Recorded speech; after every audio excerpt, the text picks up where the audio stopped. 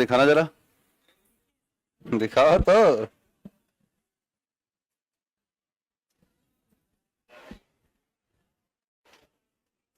वो मैं देख लूंगा, बैठे। क्या आपने कल नोट किया था?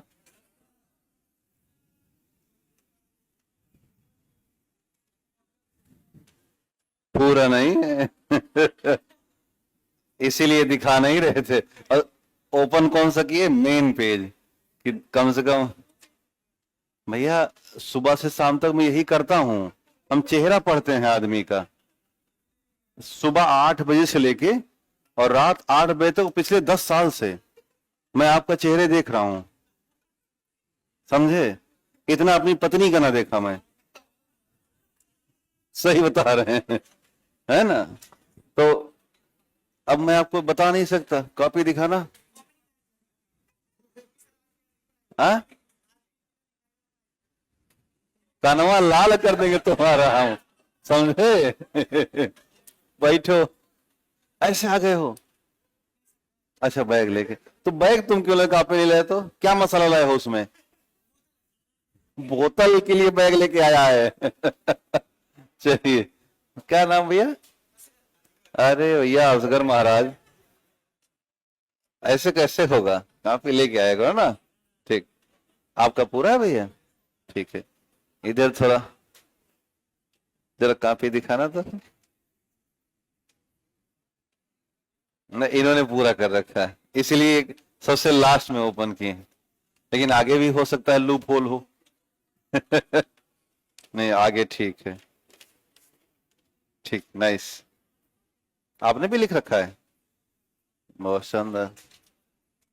इस आपका पूरा हुआ है मैनेजर साहब?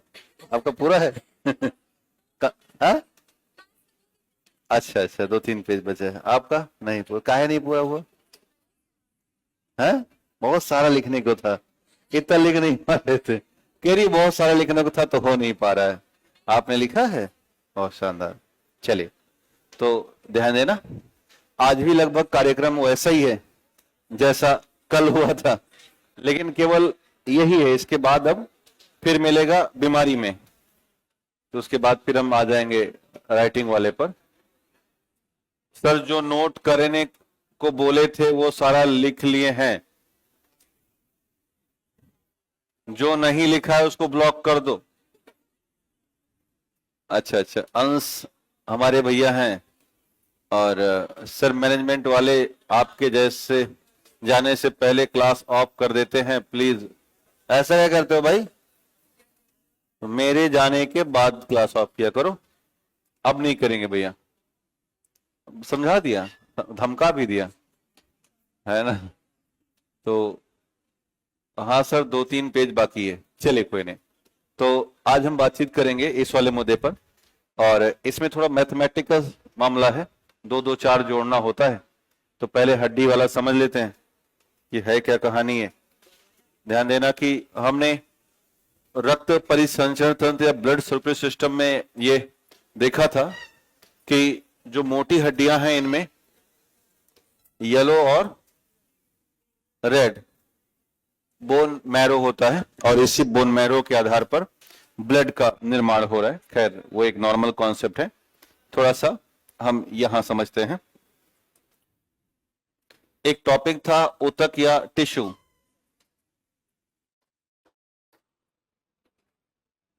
और इसी ऊतक या टिश्यू में हमने देखा था ह्यूमन बॉडी टिश्यू, मानव के जो शारीरिक ऊतक होते हैं इनके बारे में बात हुई थी, और इनमें हमने कुल 4 तरह के ऊतक देखे थे, याद हो तो। एक था एपिथेलियल, कनेक्टिव, मस्कुलर और नर्वस टिश्यू, है ना? जिनमें से एक है जिसे हमने कहा था कनेक्टिव टिश्यू, या इसी कहा गया था संयोजी ऊतक। और इन संयोजी ऊतकों में सबसे जो बेस्ट एग्जांपल हमें दिया था वो था नंबर 1 सामान्य संयोजी ऊतक, या एरियोलर, याद है? और दूसरा था एडिपोस, याद आ रहा है? इसे नाम दिया गया था वसा। और तीसरा था सॉलिड कनेक्टिव टिश्यू, या इसे कहा गया था ठोस संयोजी ऊतक। और चौथा था लिक्विड कनेक्टिव टिश्यू, या द्रव के नाम से जाना गया था। हम लोगों ने वहां पर, यानी कि जब हम टिश्यू का अध्ययन कर रहे थे, तो इनका अध्ययन कर रखा है और एडिपोज का अध्ययन कर लिया है। अभी इससे पहले एक टॉपिक पढ़ा गया जिसका नाम था ब्लड, याद आ रहा है? और जितने भी लिक्विड कनेक्टिव टिश्यू थे वो किस में आते हैं? ब्लड वाले सेगमेंट में आए थे। और जो हमारे पास ठोस कनेक्टिव टिश्यू है या सॉलिड कनेक्टिव टिश्यू है, इसी में आ जाएगा बोन, इसी में आता है कार्टिलेज, और इसी में आएगा लिगामेंट और टेंडन। याद आ रहा है? तो बहुत सिंपल सी जो परिभाषा हमें मिली कि जो हमारी बोन है या हमारा कार्टिलेज है या लिगामेंट है वो है क्या, तो उत्तर हो जाएगा वास्तव में यह एक सॉलिड कनेक्टिव टिश्यू है। तो जो इनिशिएशन हम करेंगे वो यहां से करेंगे कि अस्थि और उपस्थि, अस्थि व उपस्थि एक ठोस संयोजी ऊतक है, ठोस संयोजी ऊतक है जो हमारे पूरे शरीर के ढांचे का निर्माण करती हैं, जिसको बोलते हैं स्केलेटल।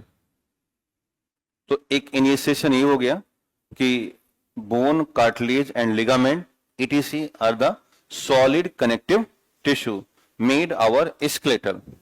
तो यहां से हम एक परिभाषा लिख देंगे। इसके बाद हम सीधे शिफ्ट हो जाएंगे किसके लिए, तो उत्तर हो जाएगा बोन या हड्डी के लिए। तो सवाल आता है कि बोन और हड्डी में हम क्या ऐसा देखें जो हमारी समझ का हो। तो यहां से थोड़ा सा आप अपनी कॉपी में परिभाषित कीजिएगा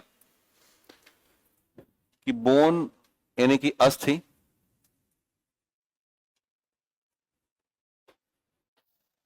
वास्तव में दो प्रोटीन से बना है।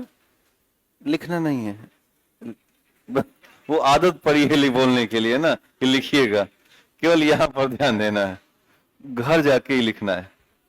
क्योंकि मैं अगर लाइन लेंथ नहीं दूंगा ना तो फिर आप कॉपी में हूबहू नहीं उतार पाओगे। अब रीजन ये है कि यहीं पर समझाना है। ये 2-3 क्लास इसलिए हम आपको दिखाते हैं, मुझे लिखाने में कोई दिक्कत नहीं, एक क्लास और सही, ऐसा कोई प्रेशर पीछे से नहीं है, ध्यान देना। ये इसलिए है कि आप लेक्चर सुनने की भी आदत थोड़ी रखिए, क्योंकि मेंस में केवल, जैसे मेंस में क्या होगा ना कि कुछ मैटर आपको दिए जाएंगे और कहा जाएगा पढ़ के लिखो इसे। तो जब पढ़ के लिखने वाला होगा तो हम उसको मौखिक समझाएंगे, आप पढ़ोगे फिर लिखोगे, तो आदत अगर नहीं बनेगी तो बड़ा मुश्किल हो जाएगा। सब कुछ लिखा ही नहीं जाता है ना। बाकी मुझे बोलने में क्या, बोलना तो और आसान है। कल मैं पानी तक ना पी पाया था और शायद आज भी ना पी पाऊंगा, क्योंकि बोलना ही है लगातार। अब आप हमारे मुख ताकते हो ऐसे, बड़ा बुरा लगता है ना। लेकिन अब हमें ही तो ताकने आए हो तो मुझे ताको, अच्छे से देखो, ध्यान देना। हमने प्रोटीन पढ़ा हुआ है और आपको शायद याद होगा एक नाम था कोलाजन, याद है? मेरा था ना, जहां कहीं व्हाइट कलर होगा वहां कोलाजन प्रोटीन होगा। एक और प्रोटीन होता है ओसिन। तो कोलाजन और ओसिन, इन दोनों प्रोटीन और प्लस में कैल्शियम और फास्फोरस, कैल्शियम और प्लस में फास्फोरस, इनसे मिल करके हमारी हड्डियां बनी हैं। अर्थात बोन का यदि हम स्ट्रक्चर डिवाइड करें तो दो तरह से डिवाइड होता है। एक हिस्सा होता है जो बोन में लिक्विड पार्ट है, क्योंकि बोन के भीतर फ्लेक्सिबिलिटी भी है और लिक्विडिटी भी है। तो यदि हम बोन को 100% मान लें, हड्डी को, तो लगभग 20 से 25% हिस्सा बोन में पानी ही होता है, H2O। बाकी बचा 75 से 80%। तो जो अदर पार्ट है उसको हम सॉलिड पार्ट मानते हैं। भैया थोड़ा हिंदी रहेगा, थोड़ा अंग्रेजी, दोनों मैनेज कर लीजिएगा। अब यहां पे ये उम्मीद मत करो कि मैं 2 बार क्या लिखूं, ठोस लिखूं, दोनों में थोड़ा बहुत ध्यान दीजिएगा। तो सॉलिड पार्ट दो तरह के हैं। एक होते हैं, चूंकि आपने पढ़ा है कि protein as a organic compound या complex compound, and calcium and phosphorus is a inorganic compound, inorganic element. तो हमारे पास दो तरह की स्थितियां हैं। एक है इनऑर्गेनिक पार्ट, सॉलिड में ही, इसे हिंदी में कहते हैं अकार्बनिक हिस्सा। और दूसरा जो होता है ये है ऑर्गेनिक हिस्सा, इसे कहते हैं कार्बनिक। तो इनऑर्गेनिक वाला जो हिस्सा है इसमें आएगा कैल्शियम और फास्फोरस, और इस वाले में आएंगे सभी प्रकार के प्रोटीन। अब चूंकि हमने कहा कि 75 से 80% हिस्सा सॉलिड का है, तो अब ऑर्गेनिक और इनऑर्गेनिक में भी बंटवारा होता है। इनऑर्गेनिक की मात्रा थोड़ी सी ज्यादा होती है, लगभग 40 से 45% के आसपास हो जाता है। तो बचा कितना? मोटा मोटा 30, यही, या 30-35 कर सकते हैं। 30 से 35% हिस्सा बच रहा है, कौन सा? प्रोटीन। तो इस तरह से हमारी हड्डियां इन इनऑर्गेनिक मैटर को देखते हुए काफी रिजिडिटी प्राप्त करती हैं, यानी कि कठोरता। जहां जहां इनऑर्गेनिक सब्सटेंस होंगे, मटेरियल्स होंगे, वो हड्डियों को कठोर बना देते हैं। और जब ऑर्गेनिक की बात करते हैं तो हड्डियां हमारी फ्लेक्सिबल हो जाती हैं या काफी ज्यादा मुलायम अथवा लचीली हो जाती हैं। इस तरह से हमारी हड्डियां लगभग हमारे संविधान की तरह हैं, हल्की नम भी हैं और हल्की अनम्य भी हैं। जब आवश्यकता लगता है तो लचक जाती हैं, और जब मजबूती करना है तो वो सीधे खड़ी हैं।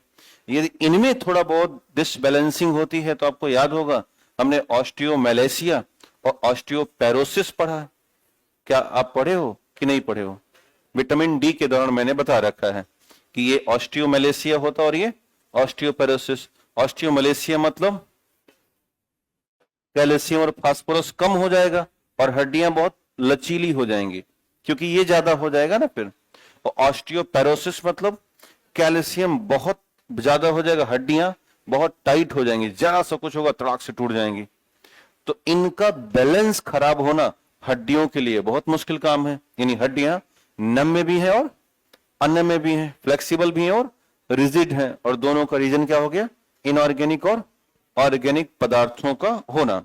बाकी 25% पानी है, तो इन्हीं से मिलकर के हम बोन मैरो आदि का निर्माण करते रहते हैं। ये रहा हड्डियों की एक संरचना या हड्डियों के बारे में जानकारी।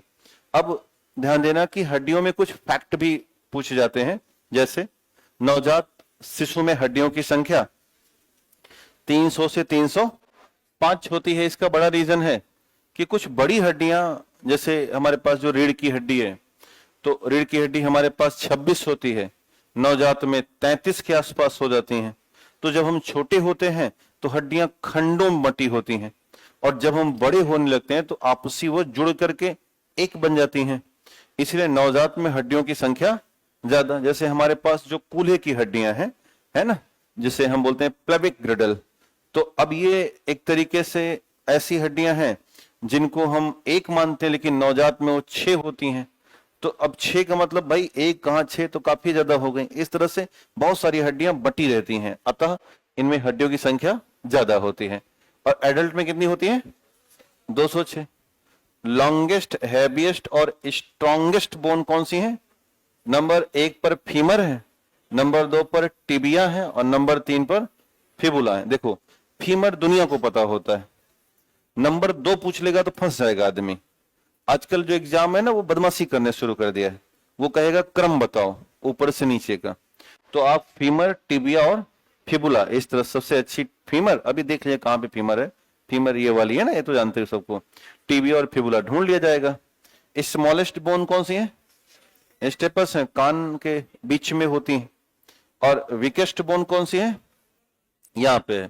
ये जो दोनों कॉलर है अपने, ये कॉलर, तो कॉलर बोन और कॉलर दोनों एक जैसा है। तो ये जरा सा बच्चों का तो लगभग टूट ही जाता है, जरा सा अगर ऊंचाई से गिरे नहीं कि तुरंत टूट जाएगा। तो कॉलर बोन सबसे कमजोर बोन होती है, जिनको हम क्लैविकल भी कहते हैं। तो ये कुछ फैक्ट रहे जो एग्जाम के लिए इंपॉर्टेंट माने जाते हैं। अब ध्यान देना, एक शब्द है कार्टिलेज, हमने हड्डी देख लिया।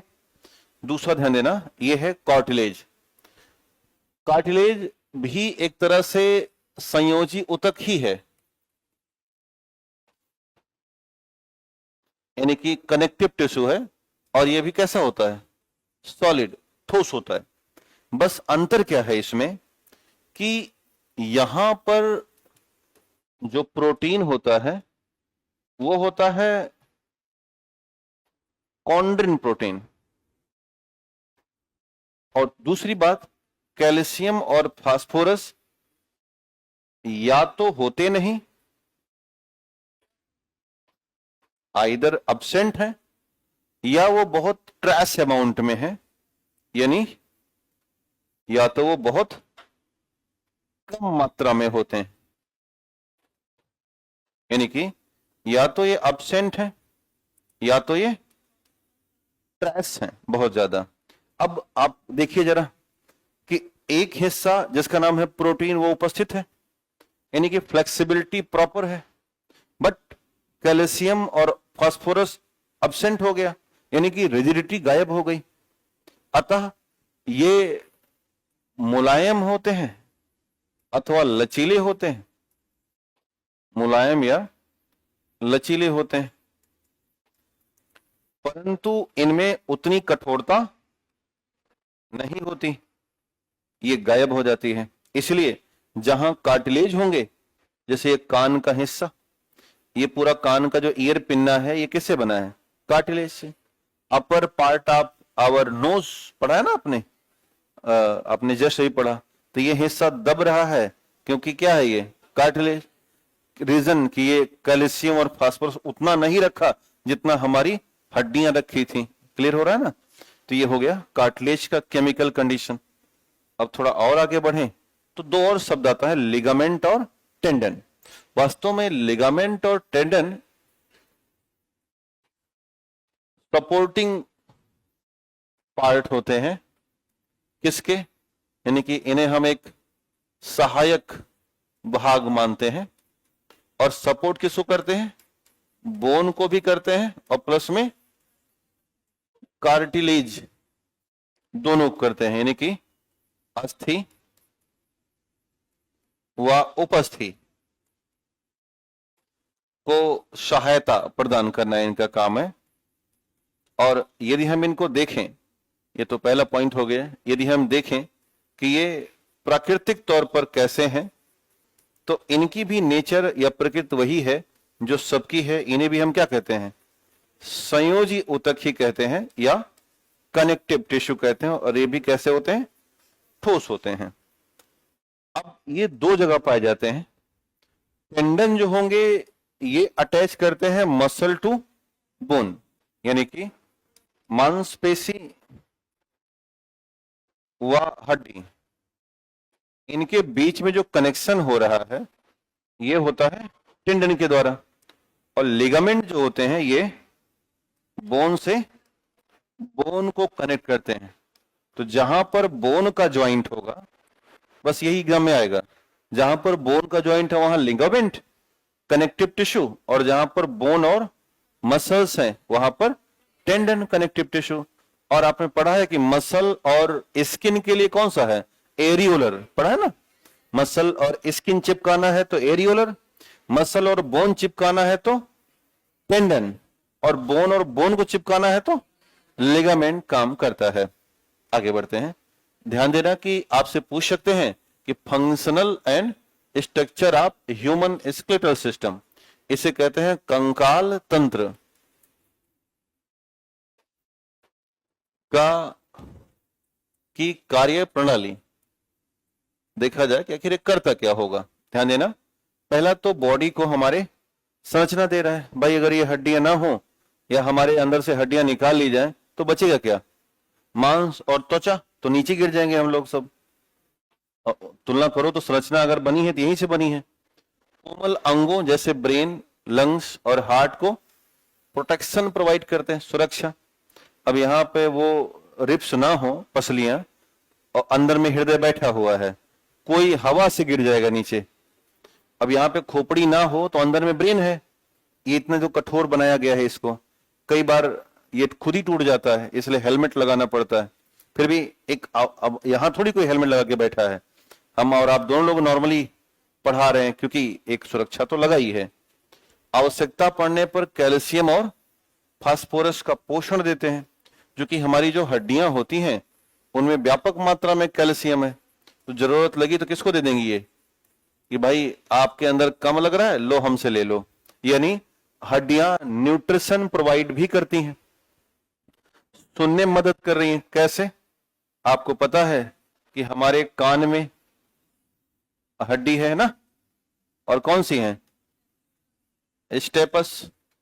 अब जो स्टेपस हड्डी है ये अकेली थोड़ी है, बल्कि मैलस, इंकस और स्टेपस एमआईएस हड्डियां होती हैं, और एमआईएस बोन जो है ये सुनने में मदद कर रही हैं। दूसरा, बोलने में इनडायरेक्ट मदद करती हैं।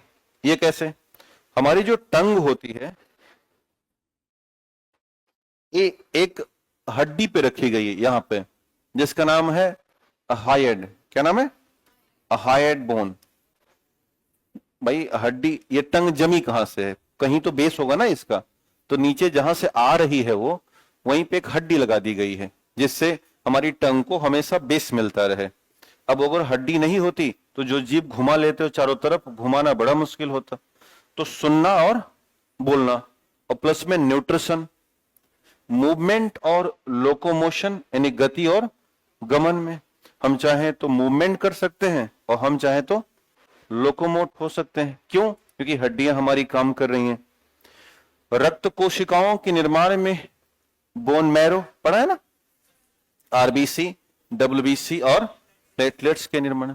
तो लगभग 3, 6, 7 तरह के काम हैं जो कौन कर रहा है, हमारा स्केलेटल सिस्टम या कंकाल तंत्र।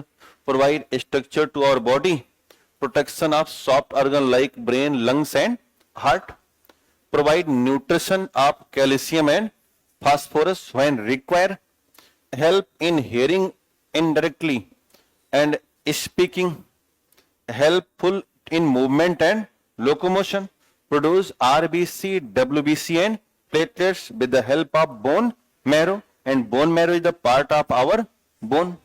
तो याद आ गया ना, इतने सारे काम हैं। अब सवाल आता है कि हड्डियां कितने तरह की होती हैं। हड्डियां 2 तरह की होती हैं, एक होती है एक्सियल और एक होती है एपेंडिकुलर। तो एक्सियल हड्डियां 80 होती हैं, और प्लस में अगर आप 126 और जोड़ दोगे तो ये हो जाती हैं एपेंडिकुलर। इन्हें कहते हैं उपांगीय। क्या बोलेंगे, उपांगीय। तो हमारी शरीर में 2 तरह से हड्डियों को बांटा गया है, जो बड़ी और लगभग इतनी ऊंचाई पर है, यानी कि कमर के ऊपर है, इन्हें हम अक्षीय बोलते हैं, और जो हाथ और पैर की हड्डियां उन्हें हम उपांगीय बोलते हैं। उपांगीय इसलिए बोलते हैं क्योंकि ये अंगों के लिए नहीं है, जैसे ये हड्डियां अंगों के लिए बनाई गई हैं, ये बाहर है। हाथ कट भी जाएगा तो हम मर नहीं जाएंगे, पैर कट जाएगा तो हम मर नहीं जाएंगे, ये बाहर की चीज है। और देखा होगा आपने, बहुत से लोग ऐसे जिनके हाथ और पैर नहीं है, जीवन चल रहा है, जो अंग है वो कहाँ है, कमर के ऊपर और खोपड़ी तक सारा मेन काम यही है, जो हमारा वाइटल अंग है, जो फंक्शनिंग अंग होते हैं। तो जो हाथ और पैर की, सर मेरी भावनाओं को क्यों नहीं समझ रहे हो? क्या भावनाएं हैं? अच्छी अच्छी हालात की भावनाएं होंगी, बिल्कुल समझेंगे। सर पढ़ाई लिखाई बाद में करो, ये पहले इन लोगों का भावना समझिए। समझा भाई? सर मेरी क्लास लॉगिन नहीं हो रही है, 2 दिन से कस्टमर केयर को कॉल करिए। कस्टमर केयर वाले उठाते क्यों नहीं हो तुम लोग भाई? रुको आज क्लास बताते हैं निकल के। आप भैया अपनी भावना बता दो। भावना वाला निकल गए। क्या कौन सी भावना है विकास इनकी? थोड़ा पीछे घुमाओ। मूड खराब कर दिया, तौबा तौबा। कितने बदमाश बदमाश बच्चे हैं, है ना? गम गम कर दीजिए। सिलेबस कंप्लीट करने की निंजा टेक्निक। हाँ अब पकड़े बात को, ये आते हैं।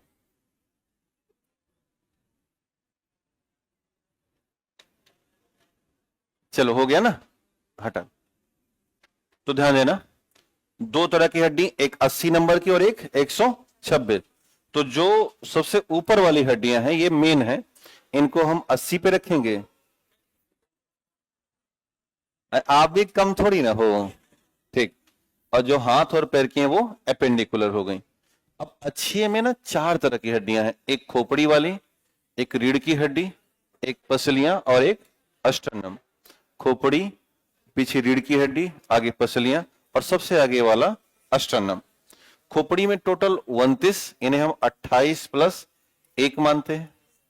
रीढ़ की हड्डी जिसे हम बैकबोन या स्पाइन कार्ड तो नहीं कहते, बैकबोन या वर्टिब्रल कॉलम कहते हैं, ये होती है 26। ध्यान देना, पर नॉट इन पेयर। दरअसल हो क्या ना कि 26 है तो लोग 13 कर सकता है, 13 13 26, जोड़े में नहीं होती। रिप्स कितनी है? 24, और इसे हम पेयर में रखते हैं, यानी कि 12 जोड़ी। और अष्टनम कितनी है? 1। तो अगर आप जोड़ोगे तो 80 पूरी हो रही हैं। खोपड़ी में कितनी हुई? 29, 29 प्लस में रीढ़ की हड्डी 26 प्लस में पसलियां 24, अष्टनम 1, कितनी हो गई? 80। फिर से बोलिएगा, खोपड़ी में देखो यही क्लास है ये आज, बस यही रट करके चले जाओ और सोचो, सोच करके ऐसे ध्यान रखो कि खोपड़ी में 29, 28 प्लस 1, और रीढ़ की हड्डी में 26, पसलियों में और अष्टनम में 1, टोटल हो गई 80। तो अब हम चलते हैं खोपड़ी में, देख लेते हैं। तो जो खोपड़ी में जाएंगे भैया, तो खोपड़ी की परिभाषा केवल ये ऊपर का नहीं होता, खोपड़ी की परिभाषा आपके सामने रखी गई है। यह पूरा खोपड़ी है। अब खोपड़ी में क्या क्या आ रहा है? ऊपर का ये बड़ा वाला डिब्बा आ रहा है, अंदर में कान भी होगा, भाई कान भी तो कवर कर लिया। आगे ये पूरा जबड़ा उबड़ा आ गया, नाक भी आ गई, यानी खोपड़ी छोटी बात नहीं है। पूरा गर्दन के ऊपर का पूरा हिस्सा क्या कहलाता है? खोपड़ी कहलाएगा। अब इस खोपड़ी में, ह्यूमन अस्कल में क्या क्या है ध्यान देना। खोपड़ी में कुल 4 तरह की हड्डियां होती हैं। कौन कौन सी? पहली है कपालीय हड्डियां, इन्हें हम बोलते हैं कार्नियल बोन। क्या बोलेंगे? Corneal bone. दूसरी होती है फेसियल हड्डियां, चेहरे की हड्डियां। तीसरी होती है ईयर बोन, यानी कि कान की हड्डियां। और चौथी है हाइड बोन। तो टोटल गिनिएगा इनको, 8, 14, 6 और 1। तो कपाल में कितनी हुई? यहां पर 8, फेस पर कितनी हो गई? 14, कान में 3 3 6 और 1 हो गई जीभ वाली हाइड। तो जोड़ करके देखोगे तो 28 प्लस, मैं बार बार 1 इसलिए लिख रहा हूं 28 प्लस 1, कई बार इन्हें बाहर माना जाता है हाइट को। खोपड़ी में आपको 28 ही ऑप्शन में आ जाएगा, लेकिन 28 आएगा तो 28 मारिएगा और 29 आया तो 29, जैसा वो अब एग्जाम में दिखेगा। दोनों नहीं आएगा भाई, पागल है वो, बाहर हो जाएगा सर। मतलब ऐसे कैसे आ जाएगा दोनों? और दोनों आएगा तो क्लियर बताएगा ना वो, परेशान ना होइए। मतलब इतना कंट्रोवर्शियल सवाल नहीं करता कोई। आप 29 ही लगाना, दोनों आएगा तो हम देख लेंगे। जैसे इस बार निकलवा तो दिया गया वो सवाल फरनोर वाला। हाँ, इतना उसको भिजवा दिए कि वो बाहर ही कर दिया क्वेश्चन। एक क्वेश्चन था ना वो वाला कि किसमें बनते हैं वो स्पोर्स फॉर्मेशन, तो उसमें 2 ऑप्शन आ गया था, अंत में उनको हटाना पड़ा, वो काउंटिंग से बाहर कर दिए। तो जब ऐसा करेंगे देख लिया जाएगा। ये मत भूलना कि केजीएस से आयोग भी घबराता है, और किस आपसे भी घबराएगा अगर वो गलती है तो।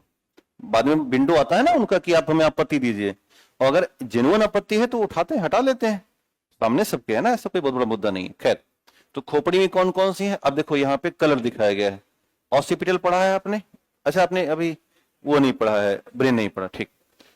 Temporal, parietal, frontal, sphenoid, ethmoid. अब ध्यान देना, खोपड़ी में हैं तो 8 हड्डियां, लेकिन प्रकार देखा जाए तो 6 हैं। कितने हैं? 6। कैसे?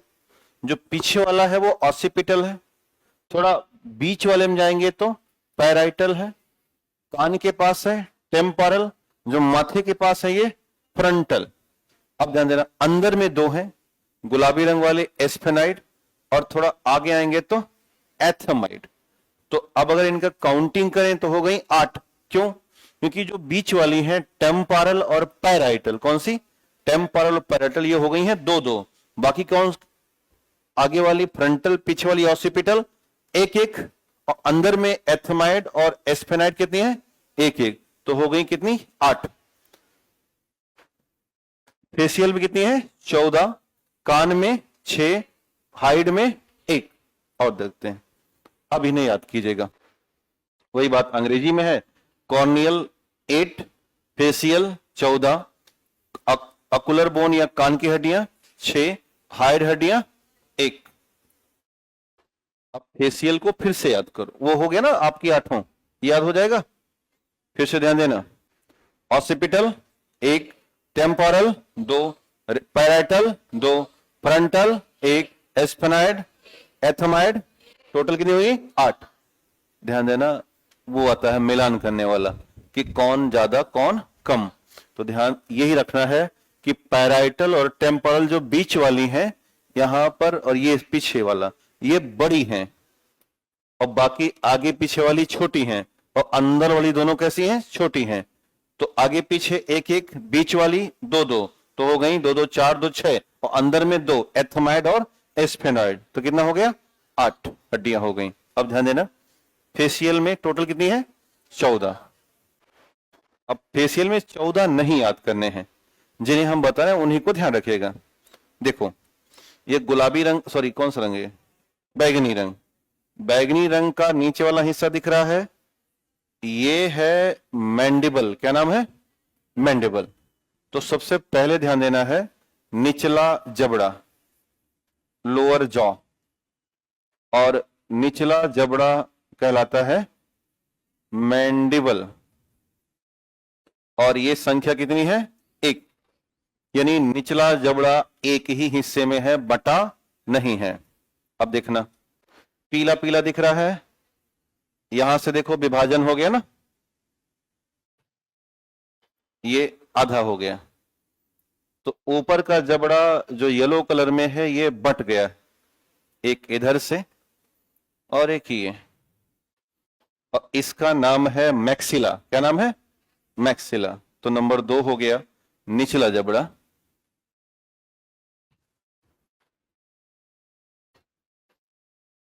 और अब ये संख्या कितनी हो रही इसमें? 2। क्या हुआ? क्या करा? अच्छा, ऊपरी ऊपरी जबड़ा, और कितना हो गया इसमें? मैक्सिला। 1 और 1 2। तो अब आपसे पूछेगा कि ऐसा कौन सा जबड़ा है जिसमें 2 हड्डियां हैं, निचला कि ऊपरा? तो ऊपरी जबड़ा। क्या नाम है? मैक्सिला। और निचला जबड़ा सिंगल बोन पे चलता है। और जबड़े में टोटल कितनी हड्डियां? 3। ध्यान देना, इसके बाद अभी तक कोई भी सवाल नहीं पूछा गया है नाक में मैंने कल आपको बता दिया है कितनी हड्डियां, इसे हम नजल बोन कहते हैं, कोई आवश्यकता नहीं है याद करने की। बाकी अभी तक कहीं से कोई सवाल नहीं पूछा गया तो मत परेशान होना, वही याद कर लोगे ना, मैक्सिला और मैंडिबल। आगे है हाइड बोन, और हाइड बोन कितनी होती है? एक।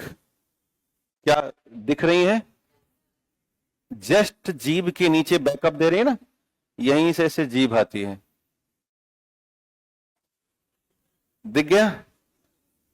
मतलब ठीक है, देखो यही सबसे बेस्ट तरीका है इसे याद करने का, यहीं कहीं याद कर लो और याद करके कॉपी में नोट कर लो। फिर से मैं बैक कर रहा हूं और इसे दोबारा ध्यान से समझिएगा। हमारे पास खोपड़ी में कुल कितने प्रकार हैं? 4। कपाल में कितनी? 8। फिर से नाम बोलो, रुको मैं हटा रहा हूं, हाँ ध्यान देना। पहले आगे ये फ्रंटल, क्या है? कितनी संख्या? ये कौन सी है? टेम्पोरल, कितनी संख्या? पैराइटल, ऑसिपिटल, एथमाइड, स्फेनाइड, टोटल हो गई 8। अब फिर आ गए हम फेशियल, 14। कितनी? 14 हड्डियां। फेशियल में 14 में 2 तो कौन होगी? नजल, काम हटा दो। इसके बाद नीचे वाला एक जबड़ा मैंडिबल, और ऊपर वाला, अब इसे कैसे ध्यान रखोगे? देखो नीचे नाक तो है नहीं, इसलिए सिंगल लगा दिया, ऊपर नाक थी इसलिए बांट दिया गया, नहीं इकट्ठा लगाते नाक लग ना पाती। अगर सिंगल जबड़ा लगाते तो फिट करने में मुश्किल था, पेंच लगाना पड़ रहा था बगल से, तो इसलिए कहा कि रुको, तो ऐसे तोड़ दिया। देखो ऐसे बना ना, यहाँ पे हल्का सा होंठ के पास बना ना, ये दर्शा रहा है कि हड्डी नीचे से बटी हुई है। जहां जहां हड्डी बटी है, देखो 1 2 3 4 5 6 7 8 9 10 11 12 13 14, 14 जगह ज्वाइंट है, इसलिए कितनी हड्डियां? 14। टोटल उंगली में 14 हड्डियां हैं और 14 ज्वाइंट हैं। जहां जहां हड्डियां होंगी, जहां जंक्शन दिखेगा, वहां हल्का सा निशान बना देता है। देखो इधर 5, 1 2 3 4 5, तो पंजे में कितनी हड्डियां? कितना आसान है, पेपर आउट हो रहा है। अगर उसने पूछ लिया कि उंगली में कितनी हड्डियां, अब कह दो पंजा काट दो मेरा, नहीं काट पाएगा, गिन लेंगे से 1 2 ही, अंगूठे में 2 ही है ना, वहां पर एक यहां से मुड़ता है, एक यहां से मुड़ता है, उंगलियां 3 जगह से, एक कुछ लोग होते हैं हर जगह से उंगली फोड़ते हैं, यहां से भी, यहां से भी, यहां से भी फोड़ देते हैं। तो अब टोटल 14 कट है, तो उंगली में 14, और 14 दूनी 28, और 5 दूनी 10, यानी कि हाथ में पंजे में यहां से 28 10 38 हड्डियां यही हैं। अब थोड़ा सा रिस्ट में देखेंगे तो ये दिखती नहीं, अंदर में होती हैं, ये अपने आप दिख रही हैं, एक नीचे और एक ऊपर। ये एक सिंगल दिख रही है, जो ये भुजा है ना हमारी, तो यहां से दिख रही है। तो हड्डियां लगभग पेपर आउट कर देती हैं अपने आप से। अब आपके मन में देखो खोपड़ी का फिट हो गया ना, आगे पीछे बीच में, तो बीच में 2 2 4, आगे पीछे 1 1, और अंदर में 2, टोटल हो गई 8। इधर देखो सिंगल जबड़ा 1, यहां से देखो बटा हुआ है 1 1 2, क्लियर हो रहा है ना? ठीक। मैं इसी समय को जब मैं लिखा था उसी समय को ले रहा हूं, क्या करने में? समझाने में और यहीं पर याद कराने में, है ना? ये सिलेबस खींचने की निंजा तकनीकी नहीं थी, क्योंकि आपके मन में नकारात्मक व्यवस्था भरी ही है। जैसे कुछ छात्र होते हैं, जरा टीचर कुछ चेंज किया तो उनको ये लगता है कि ये संस्थान के हित में जा रहा है, इसलिए इन्होंने ऐसा कर दिया है। तो होता है तो होने दो, क्या कर सकते हैं। तो याद हो गया ये? ठीक, आगे बढ़ते हैं। अब आते हैं हम बैकबोन में, यानी रीढ़ की हड्डी। खोपड़ी पूरी हुई, 28 प्लस 1। अब इसमें ना कोई आवश्यकता थी नहीं लिखने की, किसमें? बस खाली याद रखना, हाइड बोन 1 कहां है? नीचे, और सपोर्ट किसको दे रही है? जिह्वा को, पहले ही आप जान गए हो। अब बैकबोन में आते हैं, तो बच्चों के बैकबोन में और वयस्कों में 26 कहां कहां है? देखो बैकबोन बनाया गया है, ये वाला हिस्सा है गर्दन वाला, इसे कहते हैं सर्वाइकल, या हिंदी में कहते हैं गर्दन स्पाइन। और ये होता है C1 से लेके C7, यानी ये जो आप देख रहे हैं यहां पर C1, C2, C3, C4, C5, C6 और C7, ये 7 हड्डियां गर्दन में हैं। थोड़ा और नीचे आएंगे तो थोरोसिक मिलेगा, जिसे हम कहते हैं पीठ, जानते हो पीठ कहते हैं ना, ये वाला हिस्सा। तो थोरोसिक होती है T1 से T12। अब चूंकि पीठ लंबी है इंसान की, तो ये जो आपको दिख रहा है ना रेड कलर में, ये है 12 हड्डियां। तो T1 से लेकर के T12 तक जाएंगी। इसके बाद है लंबर। लंबर मीन्स होता है कमर, और कमर में होती है 5 ये वाले। तो देखो यहां पर 1 2 3 4 और 5, इनकी L1 से लेके L5 तक। कमर के बाद से कहानी थोड़ी बदलती है। एक है हिस्सा सैक्रम, हिंदी में भी आप इसे सैक्रम ही याद रखिएगा। सैक्रम स्पाइन चेंज ये हो जाती है कि बच्चों में 5 होती है और वयस्कों में 1 हो जाती है। यानी कि जब ये जो येलो कलर आप देख रहे हैं ये वाला, ये सैक्रम है। जब हम बड़े हो गए तो ये इकट्ठा मिल गई, जब हम छोटे थे तो ये अलग अलग थे। इसलिए बच्चों में फ्लेक्सिबिलिटी ज्यादा होती है, गिर पड़े तो कोई दिक्कत की बात नहीं है, गिरते पड़ते रहते हैं अपना। वो हड्डियां ज्यादा होने से बच्चों का शरीर तुलनात्मक रूप में ज्यादा फ्लेक्सिबल होता है। इसके बाद एक और है कॉसिक्स, इसको भी आप कॉसिक्स के ही नाम से याद रखिएगा। आमतौर पर इसे हम पूंछ कहते हैं, पूंछ की। यहीं से पहले हमारे पास पूंछ हुआ करती थी, तो समय के साथ हमने पूंछ गायब कर दी। नहीं तो सोचो अभी सबके पास पूंछ होती तो लोग कहते सर ने मेरी पूंछ दबा दी है ना, इनकी पूंछ यहां लटक रही होती। उन भाई साहब पूंछ में डोरा बांध के आए रहते हैं। तो सबका अलग अलग होता। मैं पढ़ाता होता मेरी वाली ऐसे गिरती रहती है ना, तो बड़ा मुश्किल होता, तो मैं उसको बांध के रखता कहीं। लेकिन सबके पास होता तो कोई टेंशन की बात नहीं थी। बच्चियां पूंछ में जो जो कपड़ा बांध के आती हैं, अच्छा अच्छा डिजाइनदार कि फैशन चल जाता। क्योंकि सबको होता ना, पता चलता कि लड़ाई हो गई है तो उन्होंने पूंछ से गला कस दिया है। अगला वाला कह रहा है कि सर हमारा गला कस दे, किससे? पूंछ से। है ना, तो अलग अलग आता। अभी हम बाल कटवाने जाते हैं, फिर पूंछ के बाल कटवाते, उसका अलग कहता है कि फेशियल मसाज स्पा। तो सबका अपना सिस्टम होता। लेकिन संयोग है कि किसी, अब देखो कान दो है ना, आपको लगता नहीं खराब लगता है देख करके? कितना खराब लगता है कान। आप देखो ना, कभी आप अकेले बैठा करो और अपना ही कान फोटो उसमें देखो, कम उसमें शीशे में, ऐसा लगेगा यार मैं आदिमानव हूं क्या। इसलिए अब ये जो ईयर पिन्ना है इससे धीरे धीरे गायब किया जा रहा है। नेक्स्ट टाइम यानी कि आने वाले 1000 साल बाद ये ईयर पिन्ना गायब हो जाएगा, क्योंकि अच्छा नहीं लग रहा, बाहर फर्जी का निकला हुआ है। अगर इसको फ्लैट कर लिया जाए, अभी अगर आपका कान गायब हो जाए तब लोग पता नहीं क्या देखेंगे, इसके कनवा ही नहीं है। तो जो सबको है वो पसंद है, और जो किसी किसी को है वो फिर नयापन आ जाता है। तो धीरे धीरे ये गायब होता रहेगा। सोचो अगर हमारे अपने कान हाथी जैसे होते, आप कान हिला सकते हो अपने? कुछ लोग हिला लेते हैं।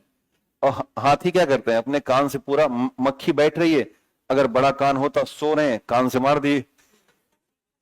अभी क्या है कि सो रहे हैं, मक्खी आके बैठी गर्मी के महीने में, तो हाथ उठाना पड़ता है, फिर जग जाना पड़ता है। नॉर्मल कान बड़ा होता, ऐसे कान उठा के आंख पे रख लेते, सो जाते, मस्त एकदम नींद आती। एक कान यहां से रखो, एक कान यहां से, सो जाओ। कोई कहता कि कान हटाओ, आंख खोल के देखो, तो उसका अलग कॉन्सेप्ट होता। खैर, तो अब ध्यान दो, इसे कैसे याद करना है। हमें एक फिगर बना लेना है ऐसे,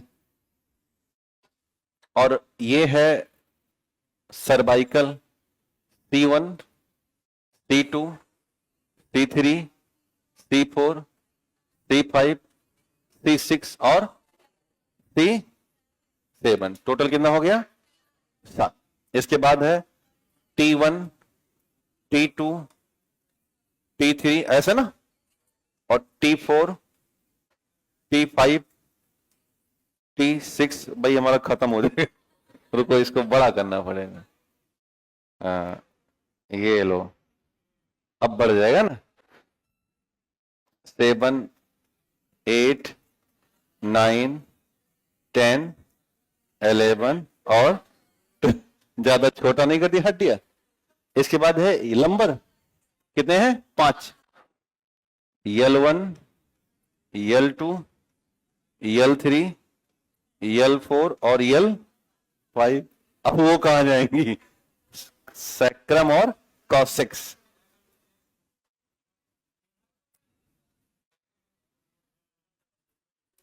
और ये 2 डिब्बे बना देते हैं, इधर 1 और इधर 5, इधर 1 और ये 4। समझ में आया? तो हो गया 7 + 12 और प्लस में 5 और प्लस में 1 और 1, बराबर कितना हुआ? और इन्हें कहते हैं बैकबोन या रीढ़ की हड्डी। बैकबोन बच्चों में 33 होती है और वयस्कों में 26। हमारे आप में 26 है और बच्चों में 33। पहली है सर्वाइकल, दूसरी है थोरोसिस, तीसरी है लंबर, चौथी है सैक्रम और पांचवी है कॉसेक्स। सर्वाइकल होती है C1 से C7, यानी टोटल टुकड़े कितने हैं? 7। उसके बाद आप यहां पर ध्यान देना, ये जो हिस्सा है यहां तक, ये है C1 से C7। इसके बाद है थोरोसिक। सर्वाइकल कहते हैं, ये क्या कह रहेगा हिंदी में क्या कहते हैं इसको? गर्दन, सॉरी। हाँ, सोचो, नाम है नहीं याद आ रहा है, रोज लिए घूम रहे हैं, अभी भी गर्दन लिए घूम रहे हैं, तो क्या कहेंगे? गर्दन। या दरअसल है ना, सर्वाइकल पेन वाला जब से आ गया तब से लोगों को गांव में पूछो कौन समस्या, तो हमारे अम्मा बताते हैं सर्वाइकल हो गया है रे। अभी जल्दी गए डॉक्टर के यहाँ, तो डॉक्टर बताया कि आपको वो बांधना पड़ेगा, पट्टा। कह रही पूरी जिंदगी नहीं बांधेंगे। तो डॉक्टर का क्यों नहीं बांधोगे? कि नहीं बांधेंगे दर्द सह लेंगे, ये हमसे नहीं हो पाएगा, पट्टा बांध के नहीं चलेंगे। मतलब ये लड़ाई पे उतर जाते हैं। मैं हाथ जोड़ा कि बंधवा लो, ठीक रहेगा यहां से, तो कहें दवाई खा लेंगे चल जाएगा। इतना गलत काम नहीं करेंगे, गांव वाले क्या कहेंगे? मैंने कहा हाँ ये बात ही सही है। तो दवाई खा रही है, नहीं बांधी, जिद कर ली। अब आप उन पर कुछ नहीं कर सकते, केवल एक ही काम है, निवेदन, और वो मानेंगी नहीं, हमें पता है। तो उसका विकल्प हमें डॉक्टर पूछा क्या किया जाए, तो बताया कि बोल दो कि ऐसे सीधा करके रहा करें। तो जब किसी को देखती हैं तो ऐसे हो जाते हैं, और जो कोई नहीं आता हमने कहा मतलब बचपना लगा है। तो जब हम वीडियो कॉल करते हैं ऐसे बैठते हैं, हाँ बोलो। मैंने कहा नीचे ही कर लो, दिन भर जितना सीधे रहे हो हमें पता है, सही से बात कर लो, कोई हम कुछ कहने वाले नहीं हैं। आएंगे तो और बड़े डॉक्टर के यहाँ ले चलेंगे, है ना। वो पट्टा नहीं बांधेगा, वो सीधा पीछे से ऐसे बांध देगा। अब जब ज्यादा होगा तो क्या होगा? सर्वाइकल की समस्या बहुत आम होती जा रही है, यही हड्डियां दब जाती है। ये 7 देख रहा ना, इसमें से कोनो 3 नंबर या 2 नंबर वाली बैक आ जाती है, या बीच में थोड़ा होल आ जाएगा, तो ऐसी स्थिति में फिर बहुत दर्द होना शुरू होता है। आगे है थोरोसिक स्पाइन, इसे कहते हैं पीठ की हड्डियां, और ये होती हैं टोटल 12, T1 से T12। तो जो यहां से लेके आप ये वाला हिस्सा देख रहे हो यहां तक, ये है T1 से T12। इसके बाद है लंबर, जो लंबर होती है इन्हें कहा जाता है कमर, और यह है L1 से L5। टोटल नंबर कितना? 5। तो ये जो हिस्सा आप देख रहे हैं यहां वाला, ये है L1 से L5। यहां तक में बच्चों में और वयस्कों में सेम कहानी है। इसके बाद जो सैक्रम होती हैं, ये बच्चों में होती हैं 5। ये जो आप येलो कलर में देख रहे हैं, ये तो बच्चों में 5 है, और हम में कितनी हो जाती हैं? ये पांचों जुड़ जाएंगे, और जुड़ करके अडल्ट में 1। इसके बाद कॉसिक्स, इसको हिंदी में भी कॉसिक्स ही कहेंगे। बच्चों में जो ये आप ग्रीन कलर देख रहे हैं यहां पर, ये होती हैं 4, और हम में हो जाती हैं 1। तो in child 4 and in adult 1, तो फिर से देखना, सर्वाइकल 7 C1 से C7, थोरोसिस स्पाइन 12 T1 से T12, लंबर 5 L1 से L5, सैक्रम 1 हमारे और बच्चों में 5, कॉसिक्स 1 हम में और बच्चों में 4। याद हो जाएगा? तो कई बार मिलान करने के लिए आ सकता है, ध्यान में रखिएगा। अब एक बात समझिएगा, इसमें 2 हड्डियां हैं, एक है एटलस और एक है एक्सिस। तो जो C1 होती हैं इन्हें कहते हैं एटलस, और जो C2 होती हैं इन्हें कहा जाता है एक्सिस। अब ध्यान देना, ये रेड कलर में दिख रहा है आपको, ये वाला हिस्सा, और इसी के ऊपर रखी गई है खोपड़ी। जो एटलस है वो कुछ ऐसी बनी होती हैं, इस तरह से, इसी पर आकर के रख उठी है खोपड़ी, और इसके नीचे ये हिस्सा जो देख रहे हैं आप, ये एटलस का है और ये है एक्सिस का।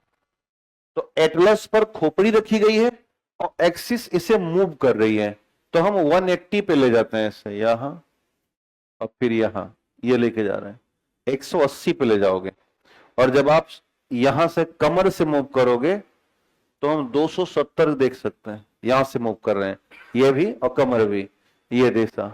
अगर 360 करना है तो पैर से करना पड़ेगा।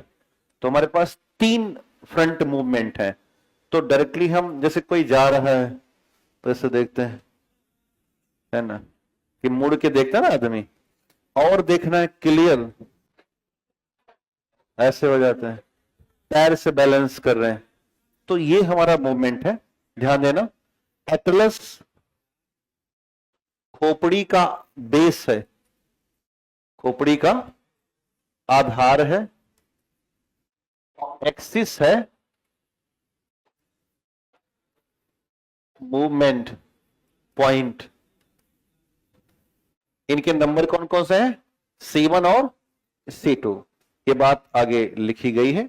हमारी रीढ़ की पहली हड्डी यानी C1, जिसे एटलस कहा जाता है, इसी पर हमारी खोपड़ी रखी होती है। The first bone of our spine, that is C1, which is called atlas, is the bone on which our skull is rest। रीढ़ की दूसरी हड्डी को C2 कहते हैं, जिसे एक्सिस कहा जाता है, और खोपड़ी इसी पर इधर उधर घूमती है। The second bone of spine means C2, which is called axis, rotate the skull here and there। फांसी जब लगती है तो C2 हड्डी ज्यादा प्रभावित होती है, क्योंकि फांसी यहीं लगेगी, पीछे पकड़ेगा, और पीछे पकड़ेगा तो जो एक्सिस होती है, जो इधर उधर होता है, आदमी फांसी लगने के बाद ऐसे से करता है हल्का, जो ऐसे से करेगा तो जहां एक्सिस मूव किया तुरंत दाब देगा वो। तो फांसी लग, पूछा गया सवाल है कि फांसी के दौरान रीढ़ की कौन सी हड्डी ज्यादा प्रभावित होगी, तो नंबर 2 वाली ज्यादा प्रभावित होती है ना, एक्सिस। आगे बढ़ते हैं। इसके बाद तीसरे लेवल की हड्डी, इसे कहते हैं रिब। ये जो पिंजरा है, जिसे हम केज कहते हैं, ये पूरा हिस्सा रिब का, और ये जो हड्डी है ये इससे थोड़ी अलग है, इसे कहता है अस्टर्नम। क्या बोलते हैं? अस्टर्नम, छाती की हड्डी बोलते हैं। जब उनको वज्र बनाया था ना, वो जो एक देवता है, थोड़े चोर टाइप के हैं, इंद्र देवता, वो लोगों का सामान चुरा ले जाते हैं। उधर आए थे ना, चुपके से मांग ले गए क्या, मतलब वो बेचारे बहुत डर रहते हैं रावणों से, राक्षस से। जब जब राक्षस का अटैक होता है तब तो भाग जाते हैं, कहां पे? इंद्र लोग कहते हैं हमारा खतरे में है। मतलब क्या हालात बना रखा है। थोड़ा जैसे भगवान हो तो पावर बना के रखो।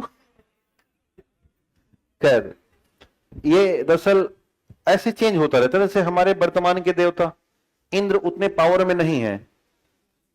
ये जब आप पढ़ोगे ना वो वैदिक काल, तो उसमें थे। अभी कहां इंद्र का कहीं मूर्ति दिखता है?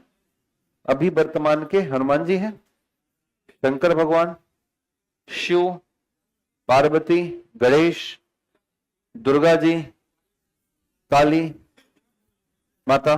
तो ऐसे ठीक है, आप कह रही पैसा वाला तो आप भूल ही जा रहे हो। लक्ष्मी मैया की जय, हमारा भी भंडार भरिएगा, है ना। सरस्वती माता देखो तो शक्ति है इनके अंदर की, कुछ भी करने की क्षमता रखती हैं। तो ये वर्तमान के देवी हैं। तो जब भगवान इंद्र का वज्र बनना था तो ये अष्टन्नम की हड्डी मांग के ले गए। क्या कर रहे हो, पैसा गिरा रहे हो?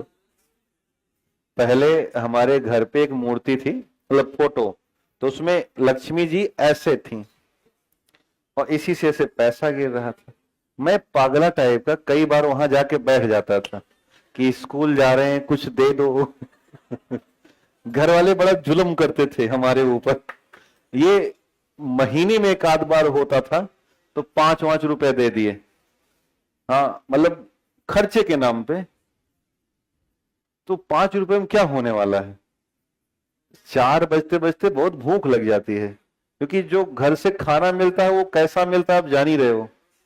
रोटी सब्जी, रोटी अचार, चीनी नमक, यही सब दे देते। हमने एक कुत्ता पाल रखा था, एक दिन बताया था, आधा उसको खिला देता था। अब आधे में शाम 4 बजे तक कैसे मामला बेटा?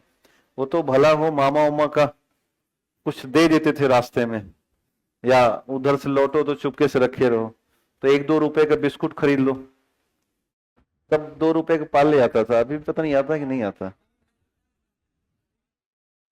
कोनो कोनो लड़की इतने बदमाश होते थे कि उसको ऐसे फंसा के रखते थे और क्लास से बैठा,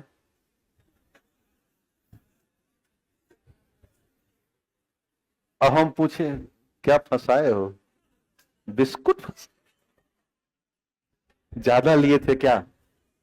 हाँ, 5 वाला लिए थे। फिर मन में आता बहुत अमीर आदमी है यार ये, 5 रुपए का बिस्कुट पूरा खा जाता है। अभी खाते हो कि नहीं आप लोग? एक बार में पूरा खाते हो कि छिपा के रखते हो? एक बार फाड़े बहुत अमीर हो गए। चलिए, तो ये जो रिब्स है ये पिंजरे नुमा है। इसमें कितनी हड्डियां हैं टोटल? 24। 3 तरह की होती हैं। तो लिखा है पसलियां की हड्डियां लंबी और मुड़ी होती हैं, आपस में मिलकर एक पिंजरा बनाती हैं, यानी कि एक तरीके से केज बना रही हैं।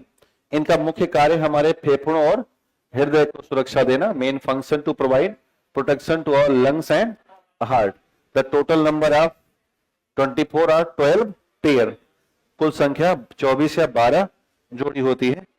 ये 3 होती हैं। एक होती है सत्य पसलियां, शुरुआत की जो 1 से 7 नंबर की है ना, वो सत्य होती हैं, ये वाली। 1 नंबर, 2, 3, 4, 5, 6 और 7। तो ये देखो, तो आगे से अष्टन्न में जुड़ती हैं और पीछे से रीढ़ की हड्डी में।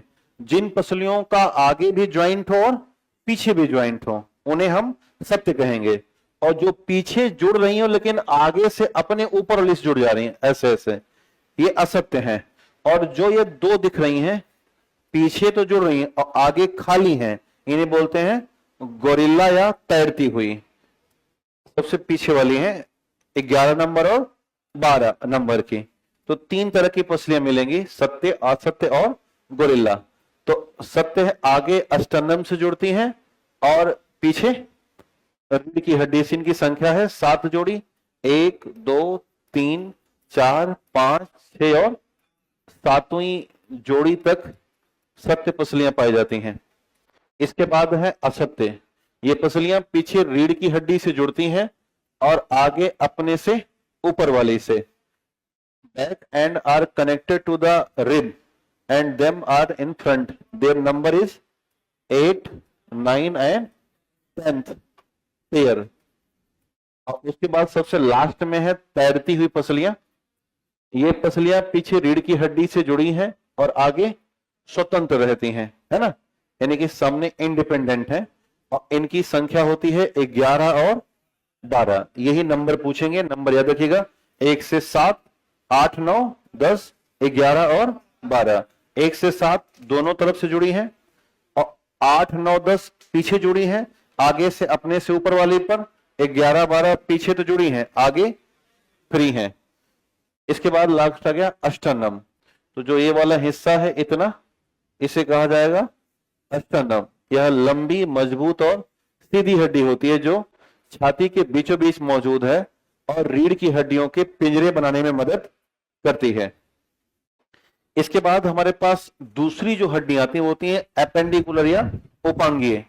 इनकी टोटल संख्या होती है 126, 126, जिनमें से अंश मेखला 4 और हाथ की हड्डियां 60, ये एक साथ होती हैं। और श्रोणि मेखला 2 और पैर की हड्डियां 60, ये एक साथ होती हैं। अंग्रेजी में कहते हैं pectoral ग्रिडल number 4, arm bone number 64, ये एक साथ।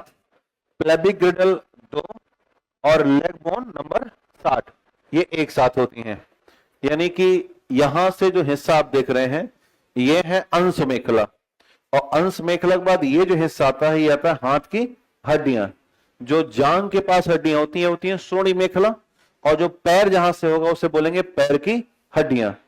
तो ऊपर यानी कि हाथ के साथ टोटल आ गई 64, 4 पेक्टोरल और 60 हाथ की, और नीचे पैर के साथ आ गई 62, 62, 2 प्लेबिक ग्रिडल और 60 पैर की हड्डियां, टोटल हो गई 126। इनको देखते हैं एपेंडिकुलर में क्या क्या नंबरिंग है। तो एपेंडिकुलर में जो दो है अंश मेखला, एक है क्लैविकल और एक है स्कैपुला। तो अंश मेखला में कुल है 4, और 4 में से 2 नाम से आती हैं। एक होती है क्लैविकल और यह है 1+1। कैसे? एक क्लैविकल यहां पर और एक इस तरफ, राइट और लेफ्ट। और दूसरी है स्कैपुला, और स्कैपुला भी है 1+1। ये राइट साइड और ये लेफ्ट साइड, ये राइट साइड और ये लेफ्ट साइड। इनको बोलते हैं हंसुली हड्डियां, है ना, बहुत जल्दी टूट जाती हैं। ये स्कैपुला और क्लैविकल के नाम से जानी जाती हैं। तो हाथ में कौन कौन सी हैं? स्कैपुला और क्लैविकल छोड़ दो तो नंबर 1 है ह्यूमरस। ये जो चौड़ी हड्डियां देख रहे हैं आप, ये वाली, ये है ह्यूमरस। 1 और 1 बराबर, right hand and left hand. Humerus के बाद आती है रेडियस और अल्ना। ऊपर रेडियस है और नीचे अल्ना। अंगूठे की तरफ जो आती है रेडियस है और छोटी वाली उंगली की तरफ अल्ना। तो रेडियस अल्ना 2 और 2 4, एक हाथ में 1 1 2 और 2 हाथ में 4। इसके बाद आती है कार्पल्स 8 और 8। तो कार्पल्स होती हैं कलाई की हड्डियां, इनको बोलते हैं रिस्ट यहां पर। और ये संख्या कितनी है? 8 और 8, 8 कलाई की हड्डियां और 8 दूनी 16। इसके बाद है मेटाकार्पल, इन्हें कहते हैं पंजा। अपने आप दिख रहा है कितने? 1 2 3 4 और 5, तो 5 दूनी 10।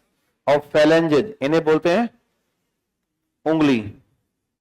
14 एक हाथ में जितने कट्स हैं, 1 2 3 4 5 6 7 8 9 10 11 12 13 14। अंगूठे में 2 ही कट्स होते हैं, तो जितने कट्स उतनी हड्डियां। आप में 4 कट्स कहां से आ गए? ब्लेड से काटे हो क्या? हर उंगली में 3 कट्स, 1 2 3 4 5 6 7 8 9 10 11 12 13 और 14। 14 कट्स होते हैं एक हाथ में, तो 14 दूनी 28। टोटल हो गई हड्डियां 28, 10 16 4 और 2, टोटल हो गई 60। तो ये रही हाथ की हड्डियों का कहानी। इसके बाद हम आएंगे प्लेबिक ग्रिडल के बारे में, जिनका नाम है श्रोणि मेखला। और ये होती है 1+1 बराबर 2। ये हिस्सा, एक श्रोणि मेखला राइट साइड और एक श्रोणि मेखला लेफ्ट साइड होता है, इसलिए इनका नाम है श्रोणि मेखला 1+1 बराबर 2। जब बच्चे होते हैं तो ये 3 भागों में बटी होती हैं। कैसे? ध्यान देना, बच्चों में प्लेबिक ग्रिडल 3 होती हैं। एक होती है इलियम, एक होती है इस्चियम और एक होती है प्यूबिस। इन तीनों को मिला करके बनती है आगे चल करके एक, और इन्हें बोलते हैं प्लेबिक। तो बच्चों में इलियम, इशियम और प्यूबिस, वयस्कों में प्लेबिक। 1+1 बराबर 2, और बच्चों में 3+3 बराबर 6। इसलिए उनकी हड्डियां कहां चली गई? 300 के आसपास चली गई, और हमारी 206 पे रुक गई हैं। इसके बाद हम पैर में आते हैं, और पैर में सबसे टॉप की हड्डी कौन सी है? फीमर। इसे कहते हैं जांग की हड्डी। फीमर होती है 1+1 बराबर 2। इसके बाद आती है पटेला, इसे कहते हैं घुटना की हड्डी। एक पटेला राइट और एक लेफ्ट बराबर 2।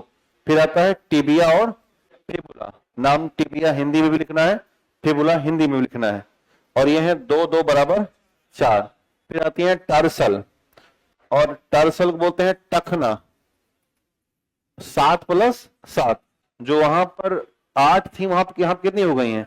7, यहां पर जो हम टखने के पास रखते हैं। और फिर आता है मेटाटार्सल, इसे कहते हैं पैर का पंजा।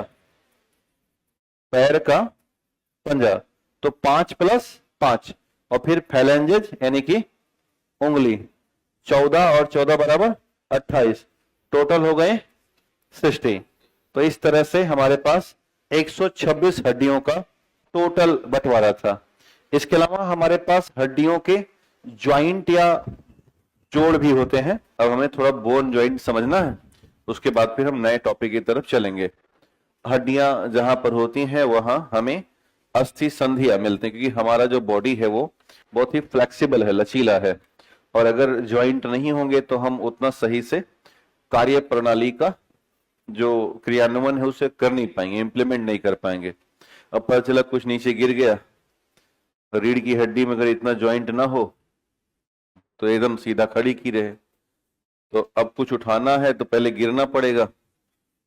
मतलब वही हाल है ना कि ये मान लो नीचे जाना चाह रहा है तो झुकेगा नहीं, बल्कि कहेगा मैं गिर जाएगा, है ना।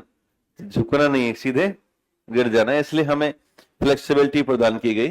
तो बोन ज्वाइंट में सबसे शानदार जो होता है उसे बोलते हैं सिनोवियल ज्वाइंट। कौन सा ज्वाइंट? सिनोवियल।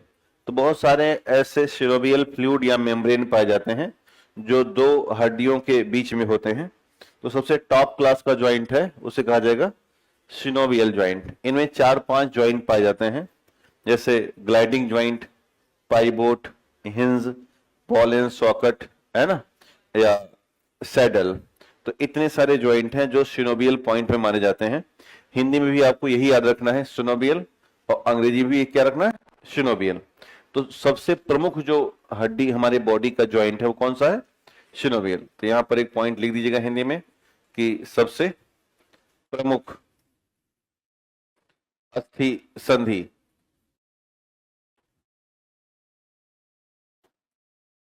या यहां पर लिख देना कि मेन बोन ज्वाइंट है ये, जिसके पास अप्रोक्सीमेट 5 प्रकार होते हैं। अब वो 5 प्रकार कौन कौन से हैं? पहला जो प्रकार है इसे कहा जाता है ball and socket joint. Hindi में कहते हैं कंदुक खल्लिका संधि। कंदुक खल्लिका संधि, ये सभी दिशाओं में मूव कर सकता है। पहला पॉइंट है कि सभी दिशाओं में गतिमान है ये। और दूसरा पॉइंट है कि इसका एग्जाम्पल कहां कहां पर है? तो जो हिप और शोल्डर होता है ना। हिप यानी कि कूल्हे के पास, और शोल्डर यहां पर। तो जो बॉलिंग कराते हैं ना, तो देखिए तो हाथ को घुमा देते हैं पूरा यहां से। वो बात अलग है कि जो गांव में बच्चे कराते हैं वो ऐसे फेंक देते हैं, तो ऐसे बॉलर को लिया नहीं जाता था, उनको कहते थे हाथ टूटी वाला काम। तो हाथ थ्रो मारता था ना, तो उसको ये सिखाया गया कि भाई ऐसे पूरा घुमाओ पीछे से लाके। अब पीछे से घुमाने में तख्ते खत्म हो जाती थी, और ऐसे अगर मारना हो किसी बल्लेबाज को तो मार दे, गांठ फूट जाए सीधे यहीं से। लेकिन ऐसे गेंदबाज को अलाउ नहीं करते थे, बहुत छोटी क्लास तक तो मैनेज था। उसके बाद फिर जब थोड़ा लोग क्लास 9, 10, 11 में गए तो फिर ऐसे गेंदबाज ढूंढे जाने लगे जो यहाँ से proper ball and socket joint का इस्तेमाल करें और 360 के आसपास पर घुमा लें। तो ये इसकी खास बात है, ध्यान देना। अपने एग्जाम में खाली इसके एग्जाम्पल आते हैं लोकेशन वाले कि बॉल एंड सॉकेट जॉइंट कहाँ होता है, तो दो याद रखिएगा, हिप्स यानी कूल्हे के पास, जो रियल में नहीं है। जितना आप सोल्जर घुमा सकते हो उतना हिप नहीं घुमा सकते। सोल्जर 360 है, अब आप हिप कितना घुमा पाओगे, कुछ खास इसमें मूवमेंट नहीं है, लेकिन ऐसा कहा जाता है कि ये भी बॉल एंड सॉकेट जॉइंट ही है। ज्यादातर सबसे बेहतर कौन सा है, कंधे के पास है ना, ये 360 रोटेट कर लेता है। दूसरा एक है जिसे हम बोलते हैं हिंज जॉइंट के तौर पर, तो हिंज को हिंदी में भी हिंज संधि ही कहते हैं। इसकी खास बात यह है कि ये हमारी हड्डियों को आगे और पीछे के लिए अलाउ करता है। जैसे यहां पर ये हमने क्या किया, लगभग 180, पूरा तो नहीं है क्योंकि इसको दबा दोगे तो ये जा नहीं पाएगा, यहां पे स्टॉप कर जाता है, तो 180 के आसपास। तो ये हमारी जो अस्थि है, अस्थि को आगे और पीछे की तरफ गति प्रदान करता है। और इसका जो सबसे शानदार उदाहरण है कौन सा है, नी और एल्बो।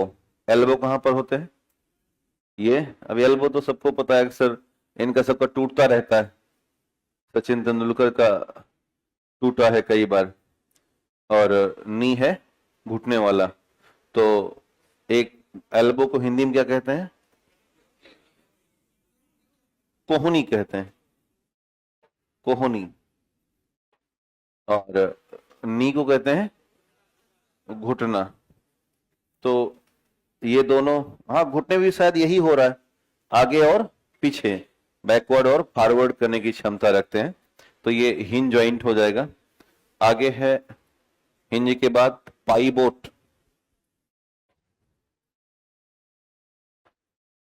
इसे हम खूंटीदार संधि कहते हैं, खूंटीदार संधि कहते हैं।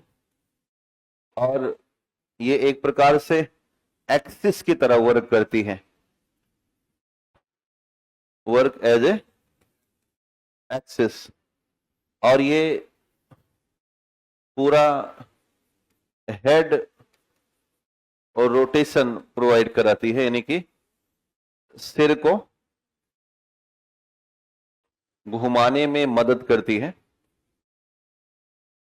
और लोकेशन देख के आप बता सकते हो, नंबर इक्वल टू C2 दिख रहा है ना, यानी कि ये नंबर C1 है, ये नंबर C2 है। तो एक्सिस और एटलस, एक्सिस व एटलस के बीच पाई जाने वाली जो संधि होती है उसे ही कहा जाता है पाइवोट, है ना। तो उम्मीद करता हूं आप यहां से सेट कर लेंगे। ये है C1 पॉइंट, C1 कहा गया था एटलस, और ये है C2 पॉइंट, इसे कहा गया था एक्सिस। तो इन दोनों के बीच जो हमें ज्वाइंट मिला इसे हमने पाइवोट कहा। इसके बाद एक और संधि मिलती है जिसे हम बोलते हैं ग्लाइडिंग ज्वाइंट, है ना, ग्लाइडिंग ज्वाइंट। इसे हम सर्पिल के स्तर पर भी जानते हैं, सर्पिल संधि हिंदी में कहा जाता है। ग्लाइडिंग का मतलब हो गया कि ये हड्डियों को ऊपर नीचे हल्का सा स्लिप करती है। तो जो हमारा ये वाला हिस्सा है, रिस्ट वाला हिस्सा, तो इस वाले पोजीशन पर अगर ये ग्लाइडिंग नहीं होगा तो हम इसको 180 नहीं ले जा पाएंगे। आपने रिस्ट को देखिएगा, पंजा और रिस्ट, तो दोनों कितना मूव कर रहा है, 180। बताते हैं कि मेंस के आंसर राइटिंग करने में स्पीड मिलती है यदि हम ये वाली एक्सरसाइज करें। तो पंजे को पीछे मोड़ें, तो जब पंजे को पीछे मोड़ते हैं तो हमारा ग्लाइडिंग ज्वाइंट फ्री हो जाता है। इससे हमारी पेन अभी 10 दिन ना लिखो और उसके बाद पेन पकड़ा दी जाए आपको, तो बार बार आपको हाथ उठाना पड़ेगा, और ये पकड़ लेता है अच्छे से। और आप अगर कंटिन्यू लिखना शुरू कर, जैसे आप रोज ही लिख रहे हो, अभी तो अब 2 क्लास चल रही है, तो औसतन 3 घंटे तो आप लिख ही ले रहे हो। घर जाते होंगे तो भी 2-4 लाइन तो लिखते हैं, कुछ नहीं करते। अच्छा, घर में करते क्या हो आप लोग? दिल से बताना। जैसे अभी तो वो चल रहा है आईपीएल, तो यहां से जाने के बाद 6:30 बजे से उधर भी व्यस्तता होगी। नहीं, खाना बनाना सेकेंडरी काम है, उसके लिए क्या है। आईपीएल भी चलता रहता है, खाना ही बनता रहता है। अच्छा, रील देख रहे हैं। और अभी आते कितने बजे? यही आए हो अब 3 बजे? तो हम 1 बजे मान लेते हैं उसको।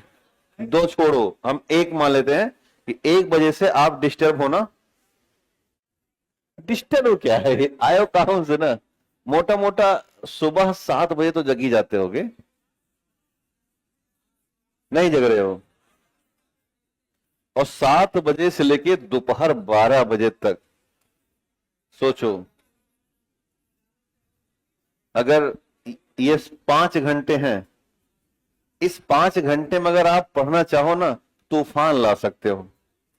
हमें मुश्किल से 2 घंटे सुबह मिलता है, 6 से 8।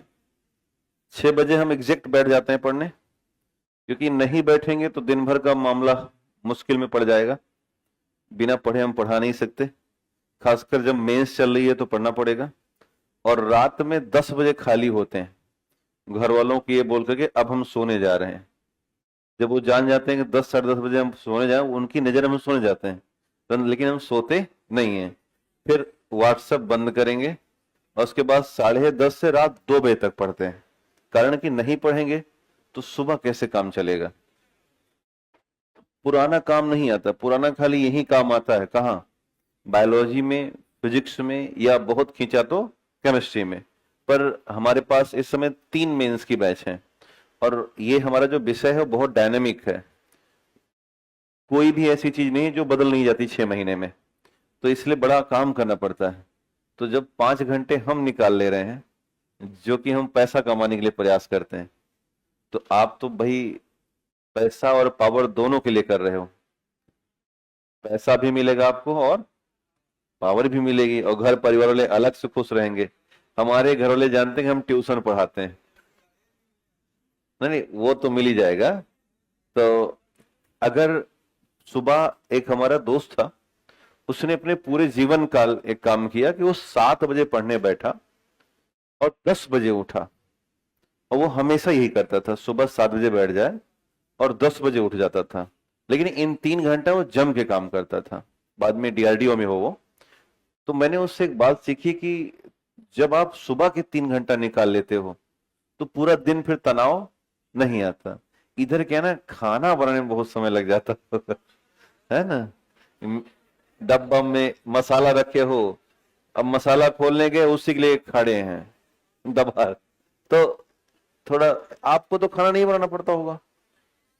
जो लोग हॉस्टल में रहती हैं बच्चियां, तो बना बनाया मिल जाता होगा। उस समय को क्या करते हो? रील चलाते हो समस्या क्या है ना, इधर तो भोजन बनाना पड़ता होगा, इधर क्या है, 2-4 अगर लड़कियां मिल गई तो गाल गपोलियां करेंगी, और बताओ, तो ये वाला मामला फंस जाता होगा। बख्तही जानते हो? हाँ, तो बख्तही शुरू हो जाती है। थोड़ा सा मैनेज, सुबह की क्लास अगर नहीं है तो कसम खा लो कि 7 से 10 वाला हमें कोई हिला नहीं सकता, चाहे भूकंप आ जाए बैंकॉक जैसा। अभी भूकंप है ना, कहाँ गया? बैंकॉक में है। कुछ भी हो, लेकिन हम हिलेंगे नहीं, ये कसम। कितना? 7 से 10 नहीं बैठ सकते सुबह में। 3 घंटा बैठ के देखो, बहुत कुछ बदल जाएगा। आप मन कर बैठो, मन के ना ही बैठो चलिए, तो यहां पर ध्यान, एग्जाम्पल क्या क्या रहेगा इसका। एक रहेगा रिस्ट बोन, यानी कि जो हमारी कलाई की हड्डी है यहां पर। दूसरा रहेगा एंकल बोन, जो हमारा टखना है। इसके पास की हड्डी है। और इसके बाद एक और हमारे पास है जिसको बोलते हैं हम सैडल संधि। और इसका सवाल कई बार पूछा गया है। ये साइड बाय साइड और फॉरवर्ड एंड बैकवर्ड है ना, तो इस तरह से ये गति देता है। एक तो साइड टू साइड यानी अगल बगल,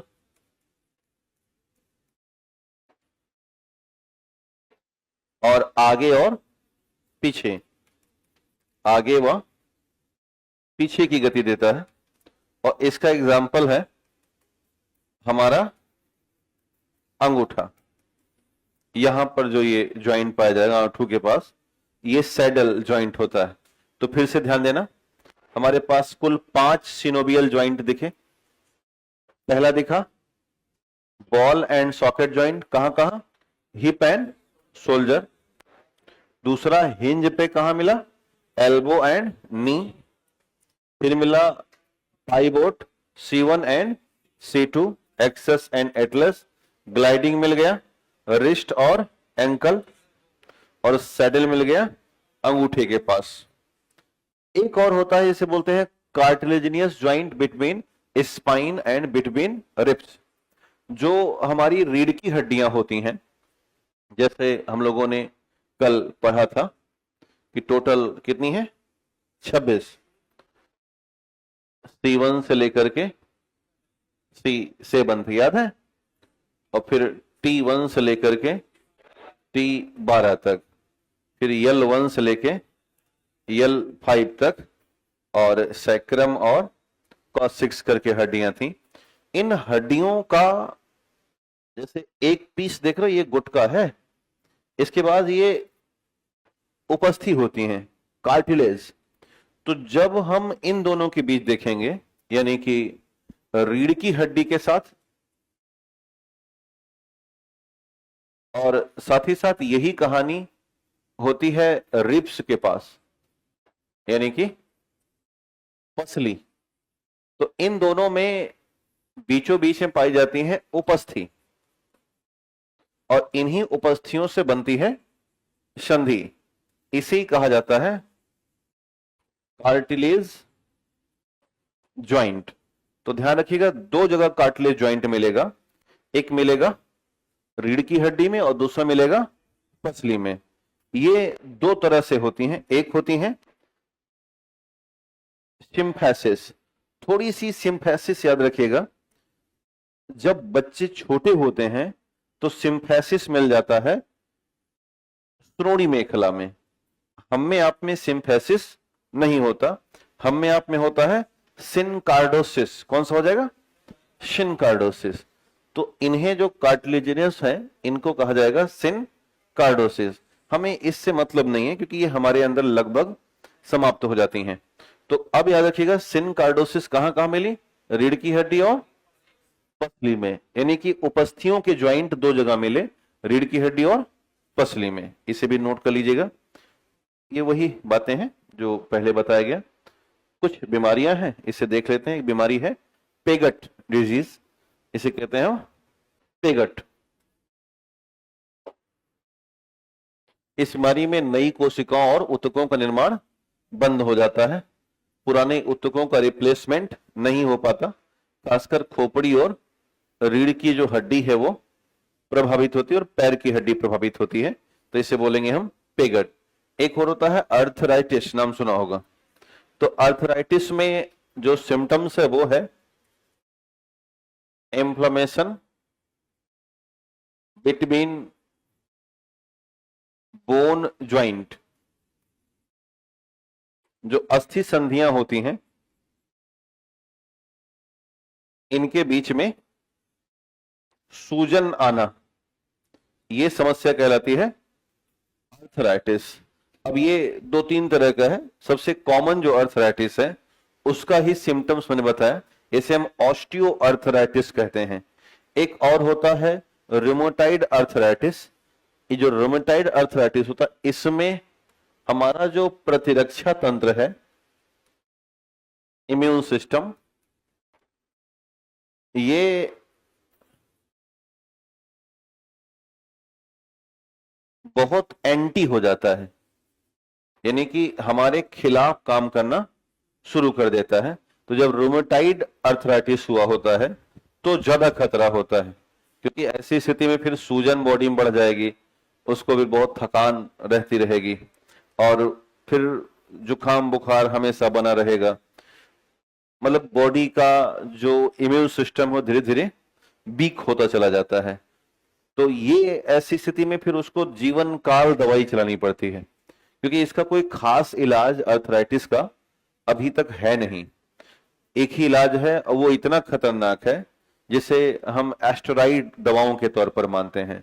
इन्हें जीवन भर एस्टेरॉइड दवाओं पर डालते हैं डॉक्टर, लेकिन आपको पता है एस्टेरॉइड की घातकता का स्तर कितना है।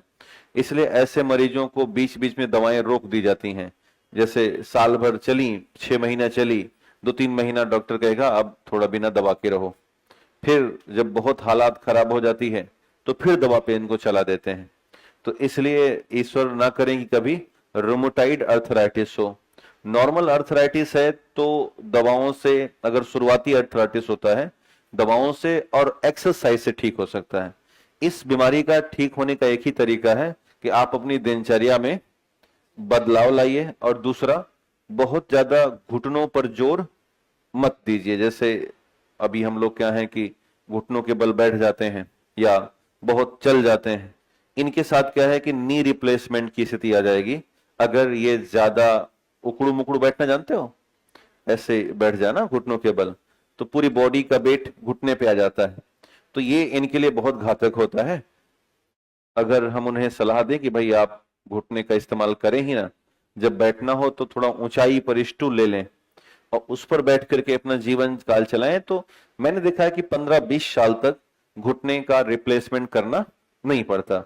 और अगर वो नहीं मानता व्यक्ति तो फिर 2-3 साल में नया, आजकल प्लेटिनम बेस्ड घुटने आने लगे हैं, तो लगा दिया जाता है, फिर वो क्रॉस करता है 10-12-15 साल, जब तक मृत्यु ना हो।